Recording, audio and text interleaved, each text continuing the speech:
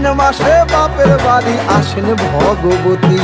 আশ্বিন মাসে বাপের বাড়ি আসেন ভগবতী। বলো গৌরী এলো দেখে জানো, গৌরী এলো দেখে জানো, গৌরী এলো দেখে জানো, গৌরী এলো দেখে জানো। ভবের ভবানী আমার ভবন করিল আলো। গৌরী এলো দেখে জানো, গৌরী এলো দেখে জানো।